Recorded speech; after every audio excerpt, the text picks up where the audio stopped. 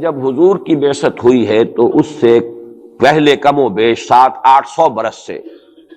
یہ دو عظیم مملکتیں چلی آ رہی تھیں، سلطنت روما اور سلطنت ایران۔ ان دونوں کا مقابلہ رہتا تھا۔ یوں سمجھیے کہ تاریخ جھولا جھولتی تھی، کبھی ایرانی آگے بڑھتے تھے یہ مکے شہر میں، اور شمال میں یہ جو کشمکش تھی، تاریخ جھولا جھول رہی تھی۔ اس میں ایسا ہوا ہے کہ سن 614 میں ایک بڑی ہی زبردست شکست دی ہے رومیوں نے ایرانیوں کو۔ یہ تاریخ کی بدترین شکستوں میں سے ہے جو رومیوں کی ہوئی ہے ایرانیوں کے ہاتھوں۔ اب ایرانی چونکہ تھے آتش پرست مشرک تھے، اور یہ تھے حضرت عیسیٰ کے نام لیوا، ان کی کچھ نہ کچھ مناسبت مسلمانوں سے جڑتی تھی، اس لیے کہ حضور صلی اللہ علیہ وسلم حضرت عیسیٰ علیہ السلام کے ماننے والے، انہیں اللہ کا پیغمبر ماننے والے، تو یہ جو ایک ایسوسیشن تھی اس کی وجہ سے بغلیں بجائیں مشرکین مکہ نے کہ دیکھو ہمارے جو ساتھی ہیں ایرانی آتش پرست وہ جیت گئے، اور تمہارے جو کیمپ، ایک ہی کیمپ سمجھ لیجئے، تمہارا بہرحال ان سے کچھ نہ کچھ تعلق ہے، تو حضرت مسیح کے ماننے والے اور تورات کے ماننے والے وہ شکست کھا گئے۔ اور شکست بھی ایسی تھی کہ یروشلم سے یہ نکلے ہیں، بھاگے ہیں رومی۔ ہرقل اس وقت وہ ایمپرر تھا، ہیرکلیس، اور ایلیا جو ان کا کہلاتا ہے یروشلم میں وہ ہیکل، اس سے جو ان کی بڑی صلیب تھی وہ بھی وہاں سے لے گئے وہ، اور گویا کہ ان کے لیے تو سمجھیے کہ یہ مذہبی اعتبار سے ایک موت تھی کہ ان کی مذہبی علامت، ان کے لیے شاعر جو ہے ان کے مذہبی، ان میں سب سے مقدس شے جو تھی وہ بھی ایرانی وہاں سے لے گئے۔ اور بہت ہی زبردست شکست ہوئی ہے اس وقت رومیوں کو، ہیرکلیس کو۔ اس پر جو بغلیں بجی مشرکین مکہ نے، جو اس پر خوشیاں منائی، مسلمانوں کو ایک طرح سے یوں سمجھیے کہ انہیں ستانے کے لیے، چڑھانے کے لیے، دیکھو وہ جیت گئے، اسی طرح تمہارا بھی قضا کما ہو جائے گا، تمہاری بھی کوئی بنیاد، لستم علی شیء، تمہاری بھی کوئی حقیقت نہیں ہے، جیسے رومی جو ہے وہ شکست کھا گئے، تم بھی ختم ہو جاؤ۔ اس وقت یہ آیات نازل ہوئی ہیں، اور یہ آیات اب پیشن گوئی کی صورت میں نازل ہوئی ہیں مسلمانوں کی دلجوئی کے لیے۔ ان کا جو مورال اس وقت گر رہا تھا مکے کے مسلمانوں کا، ابھی ہجرت نہیں ہوئی ہے، ابھی تو یہ مکے ہی میں معاملہ چل رہا ہے۔ 610 میں حضور پر وحی کا آغاز ہوا ہے، گویا کہ یہ 5واں برس ہے نبوت کا، ابھی ہجرت سے 7 سال پہلے کی بات ہو رہی ہے، یہ جو مکے کے اندر جو صورتحال ہے۔ تو وہاں انہیں خبر دی گئی، الف لام میم غلبت الروم فی ادنی الارض، قریب کی سرزمین میں، اب یہ جزیرہ نما سے قریب ہے یہ پورا علاقہ شام کا، عراق کا، رومی مغلوب ہو گئے، رومیوں کو شکست ہو گئی۔ وَهُمْ مِنْ بَعْدِ غَلَبِهِمْ سَيَغْلِبُونَ، اور وہ اپنی اس مغلوبیت کے بعد پھر غالب آ جائیں گے۔ یہ پیشن گوئی ہے کہ یہ صورتحال مستقل نہیں ہے، یہ عارضی سی بات ہے، اس پر بغلیں نہ بجاؤ، اس پہ خوشیاں نہ مناؤ، اور اے مسلمانوں تم دل گرفتار نہ ہو، رنجیدہ نہ ہو، بلکہ یہ عارضی بات ہے۔ غلبت الروم فی ادنی الارض وهم من بعد غلبهم سیغلبون فی بضع سنین، تعین کے ساتھ یہاں پر معین کر دیا ہے اللہ نے کہ بضع سنین میں، چند سالوں میں، لیکن بضع کے لفظ کا اطلاق ہوتا ہے عربی زبان میں 3 سے لے کر 9 تک پر، 10 سے کم 3 سے زائد، یہ بضع ہے۔ فی بضع سنین، ان سالوں کے اندر یہ پلٹا کھا جائیں گے حالات، ٹیبل ول بی ٹرنڈ، اور پھر جو ہے رومیوں کو فتح حاصل ہو جائے گی۔ یہ پیشن گوئی ہے۔ میں اب یہاں اس حوالے سے ذرا 2 باتیں کہہ دوں پھر آگے چلوں گا۔ میں نے خاص طور پر آج اس مقام کو اس لیے بھی چنا ہے کہ میں یہ محسوس کرتا ہوں کہ ہمارے ہاں جو حضور صلی اللہ علیہ وسلم کی احادیث میں پیشن گوئیاں ہیں، ہمارے ہاں کا جدید تعلیم یافتہ طبقہ ان کی طرف کوئی توجہ نہیں دیتا، بلکہ سمجھتا ہے کہ ادھر اس بے اعتنائی کا رویہ اختیار کرتا ہے کہ کوئی کیا باتیں ہیں، یہ آدمی کو کام کرنا چاہیے، یہ کیا پیشن گوئیوں کے بارے میں کیا دلچسپیاں لینا ہے۔ تو پہلے تو وہ یہ نوٹ کر لیں کہ پیشن گوئی صرف حدیث میں نہیں ہے، قرآن میں بھی ہے، قرآن میں یہ پیشن گوئی آئی ہے۔ فرق تو ہوگا حدیث کی پیشن گوئی اور قرآن کی پیشن گوئی کا۔ کیا فرق ہوگا؟ نمبر 1 یہ کہ قرآن کا تو ہر حرف جو ہے وہ یقینی ہے۔ حدیث کے بارے میں یہ ہو سکتا ہے روایت بالمعنی ہو، روایت کرنے میں کوئی لفظ تھوڑا بہت بدل گیا ہو، پھر حدیث کی سند کیا ہے، وہ صحیح بخاری کی ہے، صحیح مسلم کی ہے، اس کا استناد کا پایا کیا ہے، درجہ کیا ہے، جبکہ قرآن مجید کا ہر حرف جو ہے وہ مستند ہے، بلا لا ریب فیہ کا مصداق ہے۔ یہ فرق تو ہوں گے۔ اور دوسرا فرق بہت اہم یہاں ہے کہ یہاں سالوں کا تعین کر دیا گیا ہے، یعنی زیادہ سے زیادہ 9 برس کے اندر اندر یہ صورتحال بدل جائے گی۔ حدیث میں جو پیشن گوئیاں آئی ہیں ان میں کوئی تعین وقت کا نہیں، بلکہ سورہ انبیاء کے آخر میں 2 آیتوں میں حضور سے یہ کہا گیا کہ آپ کہہ دیجئے ان ادری اقریب ام بعید ما توعدون، اے نبی ان سے کہہ دیجئے کہ مجھے یہ معلوم نہیں ہے کہ جس چیز کی تمہیں خبر دی جا رہی ہے، جس چیز کا وعدہ تم سے کیا جا رہا ہے وہ قریب ہے یا دور ہے، ٹائم ٹیبل میں نہیں جانتا، لیکن جو میں کہہ رہا ہوں وہ ہو کر رہے گا۔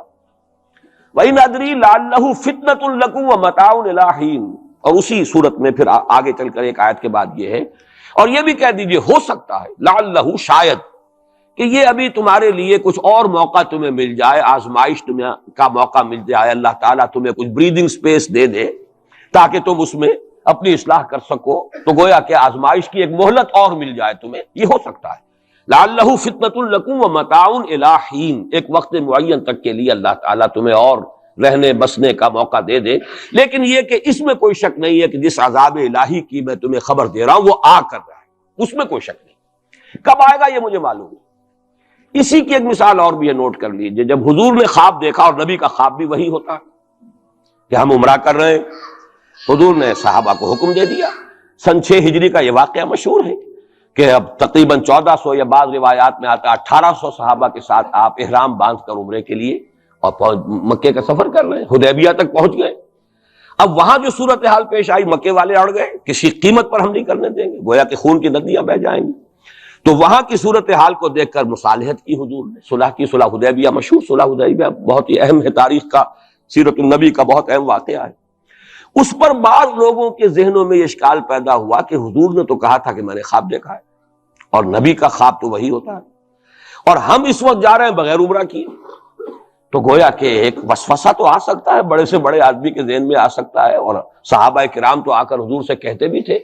کہ حضور بذا اوقات ہمیں اپنے دل میں ایسی باتیں بھی محسوس ہوتی ہیں کہ زبان پر لانے سے ہم زیادہ بہتر سمجھتے ہیں کہ ہمیں زندہ آگ میں جلا دیا جائے، یعنی ایسے وسوسے بھی ہمارے دل میں آ جاتے ہیں، دماغ میں آ جاتے ہیں۔ تو حضور نے فرمایا کیا واقعی تم ایسا محسوس کرتے ہو کہ اس بات کو زبان پر لانے سے بہتر ہے کہ ہمیں زندہ جلا دیا جائے؟ عرض کیا جی ہاں، یہ تو ہمارا، فرمایا ذاک ایمان، یہی تو ایمان ہے۔ شیطان وسوسہ اندازی کرے گا، لیکن جب تمہارا یہ احساس ہے کہ یہ بات اتنی بری ہے کہ مجھے زندہ جلا دیا جائے، یہ میرے لیے اہون ہے، ہلکا ہے بنسبت اس کے کہ میں اس بات کو زبان پر لاؤں، تو ثبوت ہے کہ ایمان موجود ہے۔ ریئیکٹ کا کون سی شے کر رہی ہے اس کے خلاف جو رد عمل پیدا ہوا وہ ایمان سے ہے نا، تو یہ تو پھر ایمان کا ثبوت ہے، یہ آپ نے اطمینان دلایا۔ تو وسوسے بعض صحابہ کے ذہنوں میں یہ بھی پیدا ہوئے، تو حضور نے فرمایا تھا کہ میں نے کہا تھا کہ ہم کریں گے عمرہ، لیکن میں نے یہ کب کہا تھا کہ اسی سال ضرور کریں گے۔ گویا کہ ٹائم ٹیبل میں فرق ہو سکتا ہے، یعنی جہاں تک اللہ کا فرمان ہے اس میں ٹائم ٹیبل کا بھی فرق نہیں ہوگا، ناممکن ہے، لیکن نبی کی پیشن گوئیوں میں یا خبروں میں ٹائم ٹیبل کے اندر فرق واقع ہو سکتا ہے کہ اس سال نہیں ہوا، اگلے سال پھر اس کو عمرہ قضا کہتے ہیں۔ قریش نے یہ مان لیا تھا کہ اس سال تو آپ جائیے، ہماری پریسٹیج جو ہے وہ اسی طرح قائم رہتی ہے، ورنہ تو گویا کہ ہم بالکل ہی آپ کے سامنے بچ گئے اور ہم نے گویا کہ بالکل ہی شکست مان لی۔ اس سال تو آپ جائیں، اگلے سال آئیے، 3 دن کے لیے ہم مکہ خالی کر دیں گے، بالکل ہم چلے جائیں گے پہاڑوں میں، آپ مکے میں رہیں 3 دن اور جس طرح چاہیں طواف کریں اور عمرہ کریں۔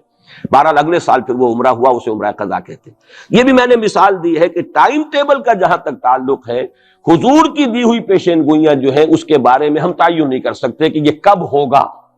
گمان کر سکتے ہیں، اندازہ ہو سکتا ہے، لیکن تعین نہیں۔ جبکہ یہاں یہ ہوا فی بضع سنین، الف لام میم غلبت الروم فی ادنی الارض وهم من بعد غلبهم سیغلبون فی بضع سنین، چند سالوں کے اندر اندر۔ اب اس پر یہ واقعہ بھی آپ نوٹ کر لیجئے کہ حضرت ابو بکر رضی اللہ تعالی عنہ نے انہی آیات کی بنا پر ایک شرط کر لی ایک کافر سے، مشرکین مکہ کے سرداروں میں سے ایک سے، کہ 3 سال کی شرط انہوں نے لگا دی، کم سے کم مدت جو ہوتی بضع کی 3 سال، کہ 3 سال کے اندر اندر اگر یہ صورتحال تبدیل نہ ہوئی تو میں 100 اونٹ تمہیں دوں گا، اور اگر قرآن کی پیشن گوئی درست ہو گئی تو تم 100 اونٹ مجھے دو گے۔ اور اس وقت تک اس طرح کی شرط لگانا ابھی حرام نہیں ہوا تھا، چونکہ شریعت کے احکام تفصیلی تو آئے نہیں تھے، ابھی تو نہ شراب حرام تھی نہ جوا حرام تھا، تو اس طرح کی شرط لگانا کس طرح کوئی حرام والی بات تو تھی نہیں۔ لیکن حضور نے فرمایا کہ نہیں ابو بکر، یہ تم نے غلطی کی، جب بضع کا اطلاق 3 سے 9 تک پر ہوتا ہے تو تم 9 سال کی کرو، تم اونٹوں کی مقدار بڑھا دو، لیکن کہو کہ یہ 9 سال کی مدت جو ہے اس کے اندر اندر یہ معاملہ ہوگا، اس لیے کہ بضع قرآن مجید کا لفظ جو ہے وہ عربی زبان میں کم سے کم اقل مدت 3 برس ہے، لیکن یہ کہ اس کی اکثر مدت 9 برس ہے۔ تو حضرت ابو بکر نے وہ بدلا اور ٹھیک 9 سال بعد وہ صورتحال پیش آ گئی. اور یہ عجیب ہے تاریخ کا واقعہ، ہیراکلیس کی یہ جو فتح ہے یہ بھی بڑی ہی معجزانہ تھی. وہ جو ڈائریکٹ روٹ تھا جس سے کہ ہمیشہ ان کی جنگیں ہوتی تھی، یعنی اس کے ترکی کے مشرقی علاقے سے آ کر رومی جو ہے پھر میدان جنگ کو اختیار کریں، بحیرہ کیسپین کا راؤنڈ دے کر پہاڑی جو یہ علاقہ ہے اس کے پیچھے سے آ کر اس نے حملہ کیا ہے اور ایک دم اچانک جو ہے ایرانیوں کو گویا کہ سرپرائز اٹیک کیا ہے. لیکن پھر یہ کہ شکست فاش ہوئی ایرانیوں کو، دوبارہ پھر جو ہے وہ یروشلم پر اس کا قبضہ ہو گیا. اس نے منت مانی تھی کہ اگر یروشلم دوبارہ فتح ہو جائے ہمارے ہاتھوں تو میں حمص سے لے کر اور یروشلم تک پیدل جاؤں گا اور وہاں جا کر جو ہے شکرانے کی نماز ادا کروں گا. چونکہ وہ پھر صلیب انہیں دوبارہ واپس مل گئی، صلیب کو دوبارہ ریسٹور کرنا تھا اسی جگہ پر جا کر، تو پیدل چل کر یہ آیا. اور تاریخ میں نوٹ کر لیجیے جب یہ پیدل چل کر آیا تھا اسی وقت، اب زمانہ کافی گزر چکا تھا، تو پھر جو حضور کا نامہ مبارک گیا ہے سن 7 ہجری میں، یہ وہ زمانہ ہے جبکہ یروشلم وہ آیا ہوا تھا. اور اس وقت پھر ابو سفیان کو بلا کر، اس وقت تک وہ ایمان نہیں لائے تھے، حضور کے نامہ مبارک پر پھر ہیراکلیس نے پھر سوال جواب کیے اور معلومات حاصل کی، کون شخص ہے، کیسا ہے، حسب نسب کیسا ہے، اس کا کردار کیسا رہا ہے، کون لوگ اس پر ایمان لا رہے ہیں، جو ایمان لاتے ہیں ان میں سے کوئی واپس بھی جاتا ہے کہ نہیں جاتا، کوئی مرتد بھی ہوتا ہے. بڑا ذہین انسان تھا، بڑا عالم و فاضل انسان تھا، پہچان چکا تھا کہ یہ وہی نبی ہے جن کا ہم انتظار کر رہے ہیں. لیکن وہ یہ چاہتا تھا کہ جیسے قسطنطین نے اس وقت یہ کیا تھا کہ وہ جب اس نے مذہب بدلا ہے، عیسائیت اختیار کی، تو پوری مملکت جو ہے عیسائی ہو گئی، تو نظام انٹیکٹ رہا، وہی ان کا بادشاہت کا نظام قائم رہا. چاہتا تھا کہ میرے یہ تمام کے تمام نائبین سلطنت اور جتنے بھی بطاریق ہیں، یہ بطریق پیٹریارکس، یہ سب کے سب بھی میرے ساتھ اسلام قبول کر لیں. اور سارا یہ اس نے جو سوال جواب کیا تھا ابو سفیان سے، اسی لیے کیا تھا کہ سارے درباری قائل ہوتے چلے جائیں کہ واقعی یہ نبی سچا ہے. لیکن اس کی امید کے برعکس ہوا، ریئیکشن بڑا شدید ہوا ان کے وہ پادریوں میں اور ان کے جو پیٹریارکس تھے ان میں، تو پھر وہ بھی محروم رہ گیا. سلطنت کی بیڑی اس کے پاؤں میں پڑی رہ گئی، زنجیر پڑی رہ گئی، وہ اسلام سے محروم رہ گئی. بہرحال اب یہاں نوٹ کیجئے کہ 9 برس بعد 623 عیسوی میں اس کو فتح حاصل ہو. حضرت عمر نے وہ 100 اونٹ حاصل کیے، اگرچہ حضور نے پھر اس کے بارے میں حکم دیا کہ اسے صدقہ کر دو، اس کو اب تم اپنے ذاتی استعمال میں نہ لاؤ، صدقہ کر دو. اچھا، اس کے ساتھ اس پیشن گوئی میں دوسرا حصہ بھی ہے. الف لام میم غلبت الروم فی ادنی الارض وهم من بعد غلبهم سیغلبون فی بضع سنین للہ الامر من قبل ومن بعد. اللہ ہی کے ہاتھ میں ہے تمام معاملات کا اختیار، پہلے بھی اور بعد میں بھی. یہ تو ایمان کی بنیادی حقیقت ہے. وَيَوْمَئِذٍ يَفْرَحُ الْمُؤْمِنُونَ، اور اس روز اہل ایمان بھی بہت خوشیاں منا رہے ہوں گے. یہ اس پیشن گوئی کا دوسرا حصہ ہے. عین بدر کے دن یہ خبر آئی ہے کہ یہ پیشن گوئی صحیح ہو گئی. 9 برس ہو گئے، سن 5 جو نبوی سے اور غزوہ بدر 623 عیسوی میں غزوہ بدر ہو رہا ہے، 622 میں ہجرت ہے اور 623 میں غزوہ بدر ہو گیا. اور جس روز فتح مسلمانوں کو حاصل ہوئی ہے بدر میں، اور سرداران قریش جو ہے وہ کھجور کے کٹے ہوئے تلوں کے مانند جو ہے پڑے ہوئے نظر آئے ہیں میدان بدر میں، عین اسی وقت فتح کی خبر آئی ہے کہ رومیوں کو دوبارہ فتح حاصل ہو گئی ایرانیوں پر. یومئذ یفرح المؤمنون، اس دن اہل ایمان کو بھی بہت فرحت حاصل ہوگی، بہت خوشی حاصل ہوگی، وہ بھی جشن منا رہے ہوں گے بنصر اللہ، اللہ کی مدد سے. بدر میں جو اللہ تعالیٰ کی نصرت آئی ہے، ینصر من یشاء، وہ تو مدد فرماتا ہے جس کی چاہتا ہے. وَهُوَ الْعَزِيزُ الرَّحِيمُ، اور وہ زبردست ہے، رحم فرمانے والا ہے. وعد اللہ، اب دیکھیے ذرا تاکید کا انداز دیکھیے، وعد اللہ، یہ اللہ کا وعدہ ہے. لا یخلف اللہ وعدہ، اور کان کھول کے سن لو، اللہ اپنے وعدے کے خلاف نہیں کرتا. ولیکن اکثر الناس لا یعلمون، لیکن اکثر لوگوں کو علم حاصل نہیں ہے، اکثر لوگ جانتے نہیں.